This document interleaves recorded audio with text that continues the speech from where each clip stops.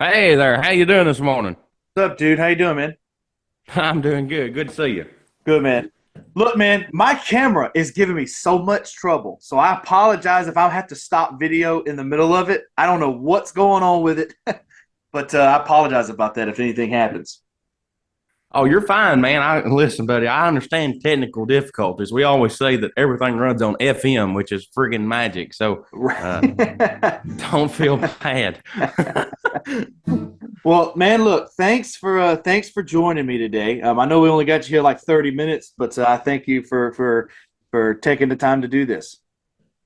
And it's whatever we need. If you need more time, then more time is what we'll do. Okay. Well, dude, I love your posters in the back, your movie posters. I love those. You got Mary Ellen Kay. I mean, it's a classic, you know. hmm Yeah, So these are some old. Them are some old ones. I bought them in an estate sale, and I thought, well, I had to hang these up in here. I thought that would look really cool for interviews and things like that. So, right, been getting a lot of people saying they like them. So, thank you. yeah. So like, I'm a big movie nerd as well as a music nerd, and so like, what is like one of your all time favorite movies? Like, you seem like just from your voice, you being from Louisville, you know, the way you sing, you kind of like John Wayne esque, you know, old Burt Reynolds, Oh yeah, I Paul don't know. Newman, As far as a favorite movie, I mean, I like all kinds of different things. I like movies that right. make me think, which is kind of weird. So I do like the old westerns. I remember watching like Roy Rogers and Gene Autry with my granddad along whenever I was a little kid. Right. But I remember movies that make me think. Like there was one I remember watching as a kid called Groundhog Day, where he had the same day over and over and over again. I really liked that movie. Bill And Murray, as being a man. songwriter, I like those kind of weirdly written movies. Or they're not weird; they're just different. And I Yep. always like them kind of because they make you think. And a song, that's what I want to do with my songwriting, make people think or make people pay attention. So that was always kind of an interesting thing to me. So you're in Louisville right now? Yes, I'm from Lancaster, Kentucky. Yeah, little bitty town. Okay. We're south of Okay. Lexington. We're all L towns here, like Lancaster, Lexington, Louisville. No problem, man. Yeah, so it's cool to see somebody from Louisville because I have a good friend there. He does Dano seasoning. Dano is out of Louisville. And then I got another friend, Jim Cornette, which I'm a big wrestling nerd. So like Jim Cornette is like everything to me than Louisville. So I love talking to people from Kentucky because they're like the people from Mississippi. They're the same as country as we are. They just sound a lot different. Yeah, we got a thicker draw. It seems like, and it Right. depends on the area too. For me though, when I started doing this, full time, I went to voice lessons, like voice therapy, because I didn't hate the way I sounded, but it didn't sound like Howard Stern. It didn't sound like, it didn't sound like Casey Kasem. It sounded terrible. It didn't sound like Jimmy Kimmel. It sounded like Jeff Foxworthy if he started a late show. Well, I tell you, my accent's a blessing and a curse, and here's the way I look at it. Some people say, "Man, you got an accent." I say, "Yes, sir. I can't shake it." And I mean, people up north especially really enjoy the accent because they're not really exposed to it that much unless they meet somebody like me or somebody from Mississippi or this, that, and the other. So don't be ashamed of your accent. It's an asset. Trust me. Well, with your draw coming out, I can pretty much guarantee my Mississippi slang is going to start coming because I'll use like words like ain't, or I'll use like smack dab in the middle, and I'll get emails Yeah. that are like, use words everybody knows, and I'm like, you don't know what smack dab means? That means We're right just there. we're just educating. They're just getting education. Is the way I I look at just it. get education. Well, dude, so where are you at right now? Are you in like a studio? Is that your studio where you record music? Yes, Where, this where is you like at? a little home studio thing I've got here at the house, and it works great. I've got some posters hanging around the wall and things like that, and it works really good. You in school? Like you college? How's that going? My education, I guess I'm in the school of hard knocks, but I'm a no, I'm not necessarily. I'm working full time doing the music thing, so it keeps me busy enough. Keeps you really busy, huh? Yes, it does. Yes, it does. So what does Alex? What does a normal day look like for you? Like It it's let's kind take. of yeah. You're fine. No, I'm sorry. Let's take it a step further. When you have musicianal stuff to do, artist stuff to do, what's your day like? It reminds me a lot, and I grew up on a farm, so like every day was different for me. I'd be, setting fence posts or cutting hay one Right. day or this, that, and the other. So it reminds me a lot of that. Some days I'm doing interviews like this, and other days I'm writing. In fact, Monday I was down writing in Nashville. So every day is a little different for me. As far as like the artistry stuff, I'm always thinking about writing, and sometimes a mood will hit me, and a day will be a writing day where I'll just sit down and write my ideas out. Another day will be like this, doing interviews and things, which is always fun for me. Some days I got to take stuff for myself. So in the summer, if I got a day home, I'll go fishing or do something like that. And I try to go to the gym quite a bit. So, do 3 or 4 different things like that just to keep myself grounded. And I still do some work on the farm every now and then. Man, look, I took FFA. I went to an agriculture high school. I am from Mississippi, but I am as femalified as you could get as a guy, I think. 'Cause, man, I can't. I'm a germaphobe. I hate my shoes getting dirty. I hated it. It's like I took it for an easy cop out of science because it was like 4 credits or something. Like if you took all 4 years, you didn't have to take any other science. So I was like, that works. Dude, I effing hated it. You had to I'm scared of animals. Like, I remember one time, man, my teacher, his name was Mr. Dale, and he was like, they were trying to like castrate a bull. They were trying to do something with a bull. And of course, I'm a big heavy set guy, right? I was 250 in school probably. And he goes, I want you to go corner that bull, Dylan. And I go, damn you, like that. And he was like, are you scared? It's like, who wouldn't be scared? I'm cornering a bull. And so I remember he would call me pansy and all that. I had to go sit in the truck. But that was daily life. Oh no, it was daily life. I hated it, man.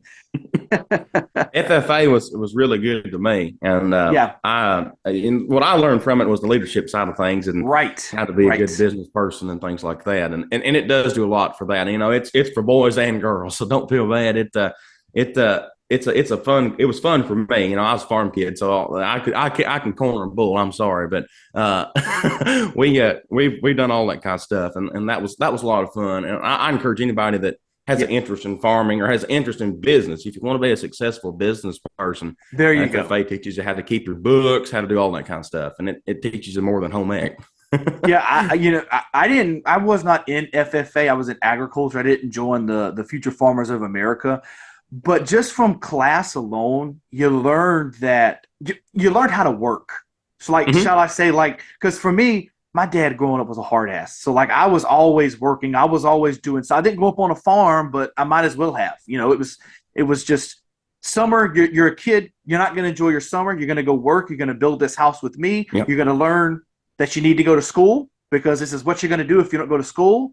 And I learned that with agriculture, it was kind of the same way. It was like for kids that didn't like, I don't know if everybody should take it because I don't think it is for everybody, but I think it's for like military school. Like, for example, for those kids like that need to go to that because they learn how to work. They learn how to like grow things. Like I'm not the best at it. But I think if I had to, I could grow a field full of crops. I don't want to, but I could if I had to. Like, I'm watching The Last of Us now, and if zombie apocalypse happened, I think I can grow a couple heads of lettuce or something.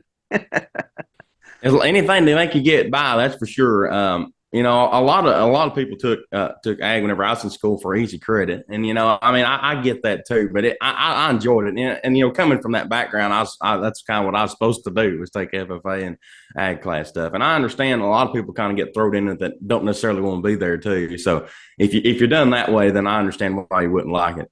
No, I do have a serious question about because you grew up on a farm and you did take FFA. I would assume it would be like if you literally grew up on a farm and everybody knew about it at school, it would kind of be like a foreign exchange student not being able to take Spanish or French because you kind of know you know what I mean? Like, does that make sense? Yes, it's kind of like that. If you was an ag kid or that's kind of what we were generally termed. You knew what you were. You didn't have to. I took foreign language. Right, I didn't learn anything. The only thing I learned out of my foreign language was El baño, por favor. Can I get out of this classroom, please? Or can I go to the bathroom or something?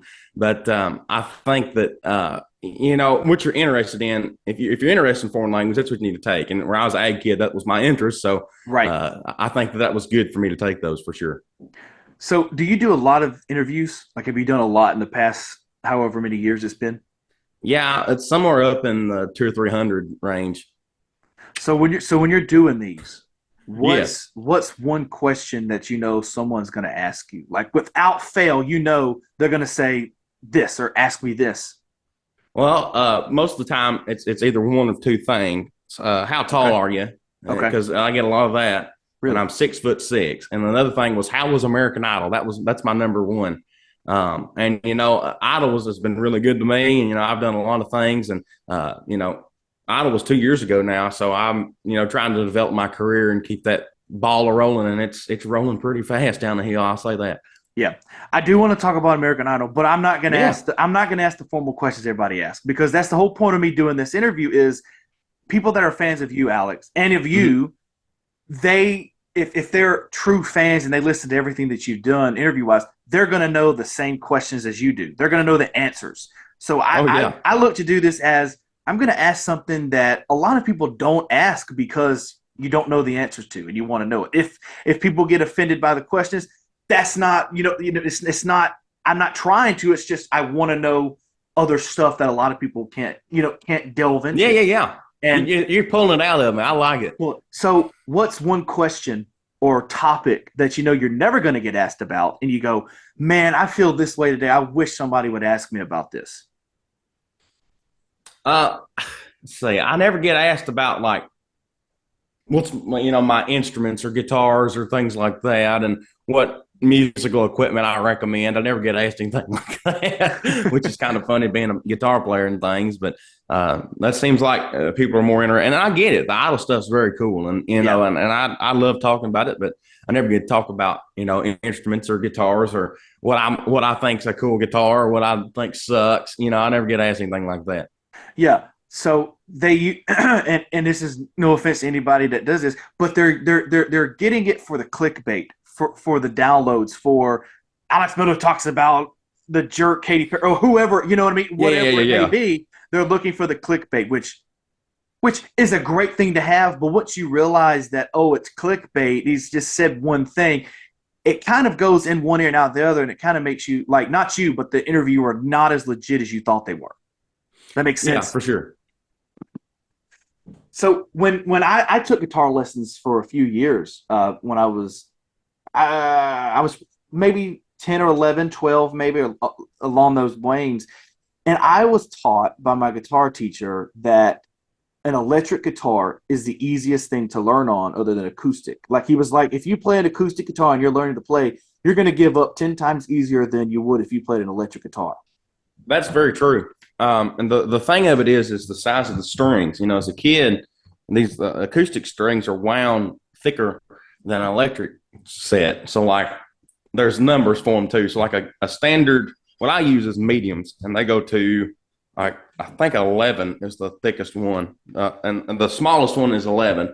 And then like on an electric guitar, you can they're usually tens or nines or somewhere in there as far as the high E string. So most of the time, that's why it's a lot easier to learn on electric. And a lot of times on an acoustic guitar, you never know what you're going to get because then cheaper ones are. And I started on a little Indian. It was called an Indiana guitar. It was like a Spanish guitar top deal with acoustic strings on it. It was a wild deal. And most of the time you're supposed to have like nylon strings on the things, but we didn't know no better, so we put those on there. And yes, electric is way easier because the strings for one will sit lower to your fretboard. That way you can get your fingers on there a lot easier. That's what I always was told, and there's a lot of truth in that. That's fact. I had uh, we bought the guitar from him. It was like a few $100s, and I think it was one of those like an Eagle brand Strat. You know what I'm Mm-hmm. talking about? Like now, Yep. apparently they're like very rare, and I like gave up guitar and like gave it away years ago, and now I'm like, man, I wish I would have because they're going for a lot of money now. Mm-hmm. Um, so typically you use medium strings. What Mm-hmm. what is it typically for like a musician in Nashville? Like what size? I know it differs on every artist, but what's Yeah. typical string size that they use? So typically they use a light string, and I use mediums because it gives you a little more volume. Okay. Lighter strings don't give you as much punch, but most of the time, for a guy in Nashville, they play acoustic and electric both of them at the same time, which are the same thing, but some people think that they're different, but they play the same. But So an electric, it'll have a little lighter gauge string in the first place. So an electric player going to an acoustic, a lighter string would obviously make sense because that's what they're used to kind of playing on. So I use mediums because it's more of a bluegrass kind of old school country thing. And you can get a lot more. I can bite out of them is the word I would use to describe it. It's a lot more punch. It gives you a lot more oomph. You know what I'm talking about. And even heavier strings do the same thing. And you just got to know you got to kind of buy different sets and try different sets on your guitar to kind of feel what you like. So I started with light strings, and I found that I wasn't getting, like, when I'd play with a bunch of people, I'd get buried. And so I asked them, I said, what do y'all recommend? And I use elixir strings. They're a little more expensive, but they last a lot longer. And that's what I've always used as far as strings. And medium's always been the gauge too, because then I got that punch and that bite out of my instrument. So there you go. Do you use pedals at all? Yeah, I use so I play steel too. So Right. I play a little like lap Hawaiian kind of steel. Like, it's more Hawaiian steel guitar than it would be anything else. But I use a volume pedal with it, and it's a Showbud pedal. And then I got a Fender one that's a volume and a tone. So volume's up and down and tone side to side, which it's really cool. I enjoy playing with that. But as far as like other pedals, I use like a Keeley compressor whenever I'm out playing. And with my electric guitar, I got this cool one. It's called a Memphis Sun. It's a Keeley product as well. And then it gives you that like slap back echo kind of thing from like the 40s and the 50s, like on the old records. It's kind of like the Elvis sound is the way I would describe it. But I use that and a tuner, and I have an A/B switch. I run my steel and my electric through the same group of pedals, and so it kind of gives them both the same sound. It's really a cool thing. And it works better because it saves us a channel. Yeah, I love listening to, like, for me, like John Mayer when he recorded Rosie on like the Search for Everything. The pedal sounds, you could hear it go wah, wah. Like it was the most coolest sound. And he used. I was listening to, like I said, I'm a music nerd. I love when he was, John Mayer was talking about how he was using the lightest strings possible, because it can make his guitar do different things than a different size string. Like, does that make sense? Mm-hmm. I'm pretty sure it makes sense to you, but. Oh yeah, it sure does. Like Billy Gibbons does the same thing. He's got extra light strings. They're like 8s or something, and you can bend the bottom one all the way up to the top kind of deal. It's a wild thing he can do. Yeah. But like with this one, I can maybe bend it a tone and a half or something like that. You can't really go that extreme with bending on an acoustic in the first place, but you really, it's not built for that. As my papa used to say, it's not built for that, son. You ain't supposed to use it that way. Yeah. So let's go back a couple years ago, Alex. Yeah. When you did American Idol. I don't want to spend too much time on it because I know you talk about this all the time. But you're fine, Lord. I understand it. No, but I want to know when the audition process. How long does it usually take? Because people see it on TV and they go straight to the judges, when in actuality, you go through producer, and then you go through another producer, and then maybe you go through the show creator, and then you land on the judges for TV. Kind of how long was that process from the time you first auditioned to the time you got on TV?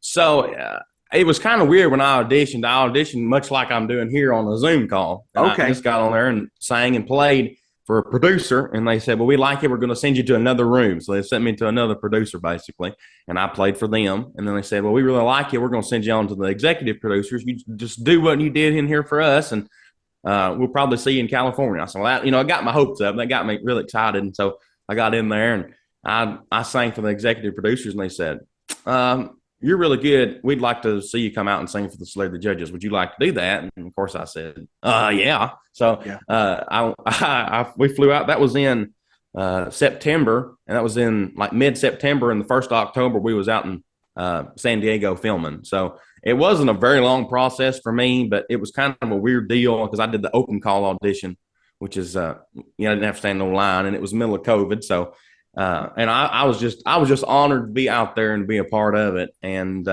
I you know, went in there and sang for them judges, and you know, some behind the scene things. You know, I did 5 songs in my audition, but they only showed 2 on television. I did a Keith Whitley song, I did a George Jones song, and a Hank Williams Sr. song, and then I did Haggard's Big City, and then I did my own composition, I'm Over You to Get Over Me.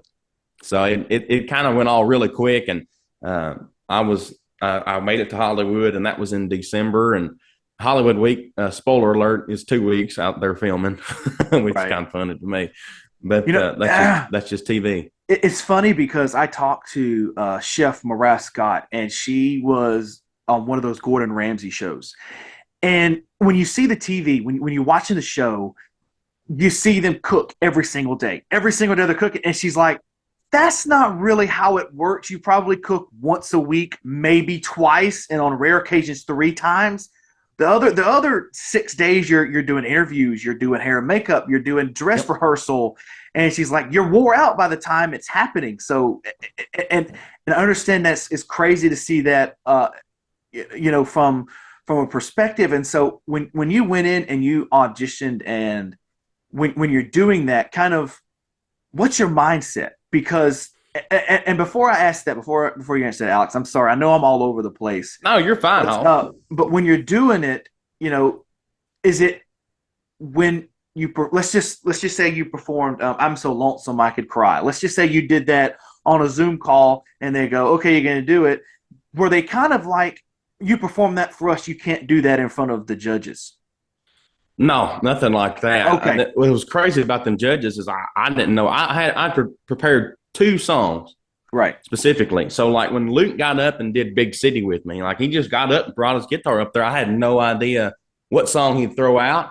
I had no idea of any of that. That was really just the most off the cuff, natural thing that had ever happened to me. And we're just good country boys doing a good country song, and there really wasn't any. There was no rehearsal for that, nothing. And I think that's hard for some people to believe. A lot of people thought that was a staged event, but it wasn't. I mean, that genuinely happened. Like, I had no idea he was going to get up there and even throw out a Haggard song. If he could have thrown out any song ever, he threw out one I knew. So that was cool for me. And we really connected good. He's a good guy. And you know, I haven't got to do the opera with him yet, but I'm still waiting on that. But I know that at some point that's going to happen, and I'm just, you know, waiting my time. I waited 18, 19 years. I can wait just a little bit longer, and maybe I can get on there myself, you know, without any help. So that'd be cool too.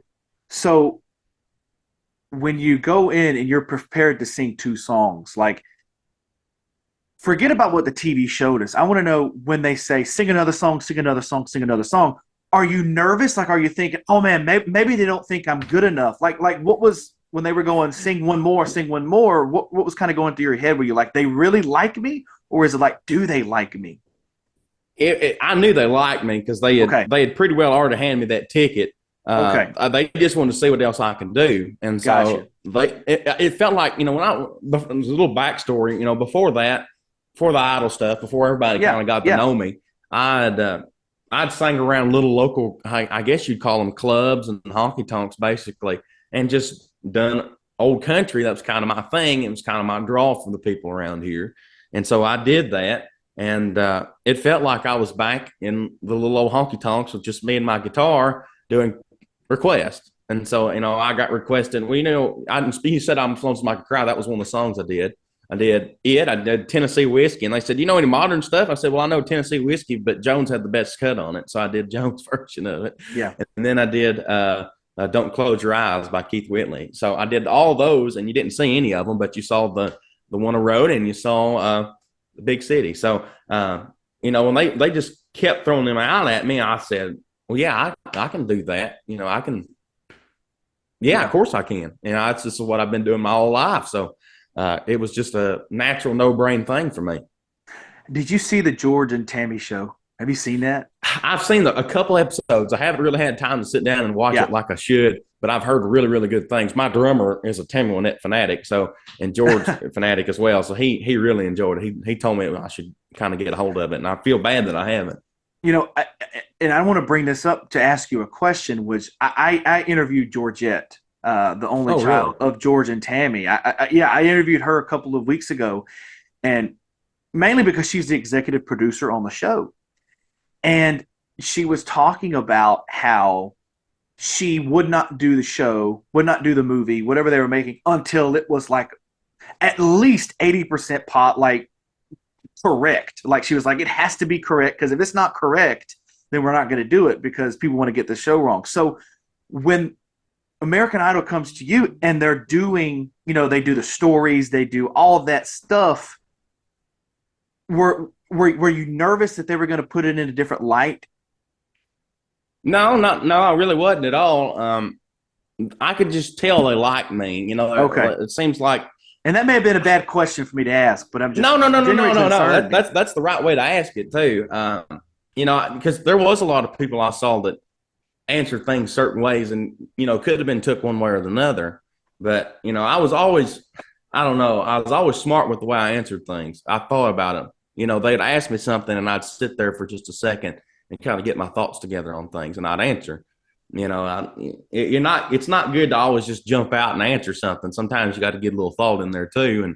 And I was just genuine. I was 17, so I wasn't going to say nothing too incriminating. Yeah. I hadn't lived long enough to really know too much. But at the same time, I tried to be smart with things. Like when they cut me from the show, I could have got mad and stormed off and cried my eyes out. But that's just not who I am. I did get upset, and anybody would be getting cut from a show right. like that. But at the same time, I took it with grace, and I took it with stride, because I knew that wasn't the end for me. That was just the beginning of my career. So that was my mindset after getting cut from the show. Alex, this ain't the end. This is only the beginning for you. So make the most of it. And I just thanked them for having me on the show, and told them to have I think I said, this didn't make air. I said, take care, have a Merry Christmas, is what I told them, because we filmed it in December. So that's what I said. And I didn't know what else to say. I just said thank you, and I had a great time out here. Yeah.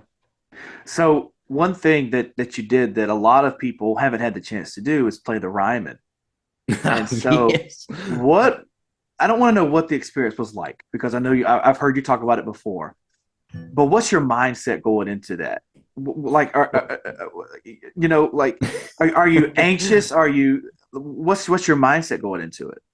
The beautiful thing about playing there was the people that I got to bring with me, namely my grandparents and my mom and my dad.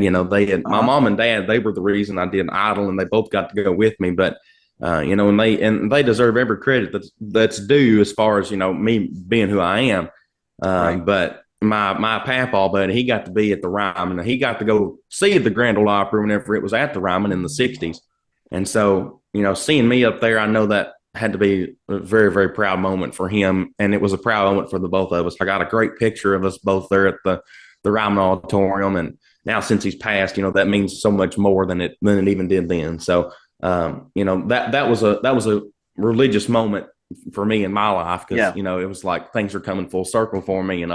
Doing really well and getting to play places like the Ryman. There really isn't anything any better. And the Ryman was my Nashville debut. That was the first time I played in Nashville, was at the Ryman Auditorium. So that was really a cool thing too. So nowhere but up from there, hopefully. I see a lot of myself in you, as in, sure, you wanted to perform at the Ryman. Who doesn't want to? But you wanted to do it because it meant something to your grandparents. Like, you know what I mean? Like, it's like I had like Jeannie Seeley. I had her on the podcast, and I knew that she was my grandmother's favorite person in the world. And for me to do that and to surprise her and be like, guess who I had on the podcast? And just see her face go like, oh my God, because Jeannie was nice enough to record a video of herself to my grandmother. And that's awesome. And it was one of the coolest things. And it was like, you know what? That's a proud moment. Now, it's cool that you got to do it, but it's 10 times cooler that you got to do it because someone else loves it so much.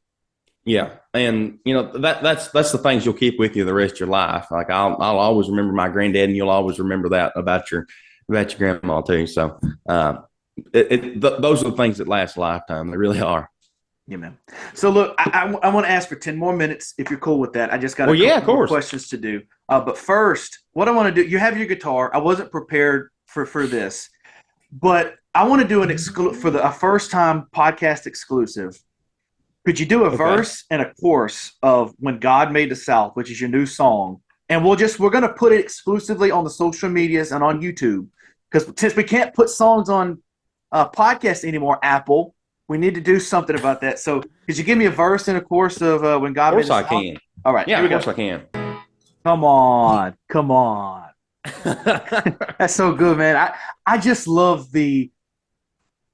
and I appreciate that you're not afraid to show who you are, even if you do or don't get played on country radio. Like, you know what I mean? Like, you're not hiding the Hmm. fact that you're from Kentucky, you're a farmer's Nope. child, and you know what I mean? Like, does that make sense? Like, you don't care if Yeah. you get played, you're going to do exactly what you're doing, like a Frank Foster, like a Cody Johnson type of thing before, they actually blew up. They didn't care what the mainstream saw as long as you saw that they were genuine and they sang what they wanted to.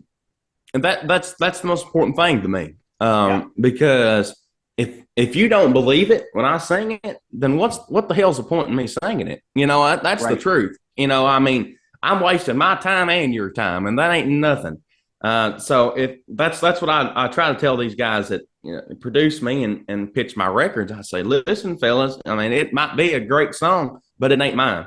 I said it might be a great song for somebody else, but I said I know what my sound is, and I'm trying to step out. And I love traditional country, and I'm always will be connected with that, and we'll always record stuff that will. It don't matter what I sing, it's Right. going to sound like a traditional country song or a traditional country person singing it. So when God made the South, I told my producer, I said, I've always liked, and this is the truth, I like Kiss, and I like AC/DC, and I like all that kind of stuff. Just because I sing traditional country music doesn't mean I can't appreciate other things. And I said, I want this song to be like George Strait and Kiss had a baby. That's what I want it to sound like. Yeah. And, that's kind of what we got. And that's the thing. I love old country, but it just isn't getting radio play like it used to. And at the end of the day, I want to be competitive enough but still have enough traditional values in me that you know, I don't want to go back on what I've done. I'm a traditional country singer, and like I said, I'll always put that stuff out, but I want to be competitive as well. And I'm trying to find that line. So, a couple more questions for it. I'll let you go, Alex. I know you got a busy day. What's the last concert that you went to, and what did you take from it? Like, whether it be physically taken from it or like mentally working taken from it. People ask me about shows, and I don't get to go to many, but the few Right. that I get to go to, I went and saw a guy named Kid G. He sounded like a rap country guy, which is kind of an odd one for me to go to. But at the same time, I can get something out of that. He was a great showman, and that's part of I think my draw as well. I try to put on as about as entertaining a show as I possibly can. We do some corny, hokey kind of things, but we do some serious songs as well. And I try to make a good blend of a show. The last person I went and saw, I cannot remember. It might have been. So I saw him. I saw this Winona Judd, Okay. and it was With her her. new toy, her new Yes, tour. Yeah. yeah. Her, Faith Hill, Martina McBride was on there as well. So there was 3 or 4 pretty good sized, artists and acts, and so that was a cool one to go see. And what Yeah. I got from her was, she was like me. She appreciated her Kentucky roots. That's what Yeah. because I saw her in Lexington, so she made sure to, make the people Right. of Kentucky feel good, and Yeah. we we're pretty good folks around here, I like to think, and sometimes we're not represented well in media and like movies and things like that. So that's the best compliment and best thing I get, and will always be is whenever folks around here say, "Well, Alex, we really just appreciate you representing us well and making us look good on television and stuff." So, and that's kind of what I picked up from Winona. She was talking about where she came from here in Kentucky, and I always will put that in my show because it don't matter where you're from. If you're from Kentucky or Texas, Arkansas, California, you need to be proud of where you're from, and that's my message to folks is, own who you are. Don't run from it. Own it, because you're unique. Yeah. Not everybody's from Lancaster, Kentucky. Not everybody's from Mississippi. So you got to take who you are and run with it. I think that's been my success. Is I'm from Lancaster, Kentucky, and that's I honestly give it all to that. Yeah, I'm going to see Brooks and Dunn. They're coming to Oh, buddy, you're going to be in for a treat. They're coming to the Coliseum in Biloxi here in a couple of months, and they're coming with Scotty McCreery. I am excited because Brooks and Dunn, it's Brooks and Dunn. Who wouldn't be excited? But they don't suck, boy. I tell you, they don't suck. I went and for me, I went and saw Kiss. Right, they come to Biloxi, man, and that's a hell of a show. But I took away so when they perform, their final song, they sing "Rock and Roll All Night." Obviously, I took like a handful of confetti, just because it was like the cool thing. I just picked it up off the floor, stuffed it in my pocket, and like I have it framed with I got a signed drum kit from Kiss, and so I have the confetti inside with the drum kit. But what I took away from it, like mentally, is because when I saw Kiss, I was like, it's once in a lifetime, right? You're never going to see these guys again. And when they played my favorite song, which happens to be Beth, just great song, emotion just come over you because you're like, I'm in this moment right now watching one of the greatest bands to ever exist. And you take away from it as in, you can do something if you put your mind to it, because they were the ones opening up for Aerosmith, opening up for whoever, blowing them out of the water. And they were getting kicked off tours because they were blowing the main act out of the water. And, they did it. And so it's like, if you put your mind to it, be better than the person in front of you, and you're going to get noticed in a very humble and good way. Yeah. There was two things I remember my papaw saying. It's not if and when. It's not if, it's when. And, that was always when I was taking guitar lessons, I remember always struggling to play like a F chord or something. And he'd say, just keep at it, Alex. It's not if, it's when. And you make it. And he said, it's not, I always remember that. And another thing he always told me was always dress for the job that you want, not the one that you have. And so Kiss definitely does that. Well, Alex, look, man, I am grateful for this 40, however long we've been on here. I could talk to you forever, it feels like. And I appreciate your time. And if I said anything or asked anything out of the way, it's not on purpose. So I hope I made you and your brand look well. So now the floor is yours. Take as long as you need to promote anything and everything that you want to. Okay. Well, make sure to go out and check me out on Spotify. If you haven't followed me over there, my music speaks for me. So make sure to go check that out. If you want to know more about me, that's the best place is over at Spotify. Also, if you want to keep up with me on all the social media platforms, my handle is the same thing for all of them. It's A. Miller Music at TikTok, at Instagram, Facebook, all that good stuff. A. Miller Music. Go look me up over there, and I'll have a little blue check beside me. Also, I got some new music coming out here before too long, a brand new single, and y'all make sure to stay on board for that. It's going to be really, really good. It's a little more, how do I say this? A little more sexy side of Alex Miller. I guess we can say it that way. But make sure to stick around for that. Check me out on all the social media platforms, A. Miller Music. Thank you so much, and thank y'all for having me on the Hodgepodge here today. Thank you, Alex. I really appreciate it. This is going to go up on Friday, except for the music portion. I'm going to put it up on Friday, but it's only going to be on socials for legal reasons for the podcast. So, yeah, man, it's going to be up on Friday. I'll tag you on all the stuff. I'll send it over to your people. And I thank you for coming on. I really do. Well, it's been my pleasure, and thank you. If you need me for anything, again, like I said, I got some music coming out here before too long, so we might get back on here and do something like this again. Sound good to you? Hey, man, I would love that. I would love to have you back on, and we'd play some more music.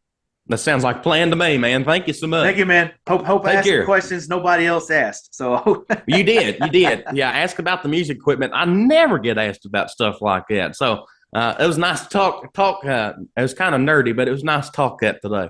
All right, Alex, have a good one, brother. Thank you. You too. Take care.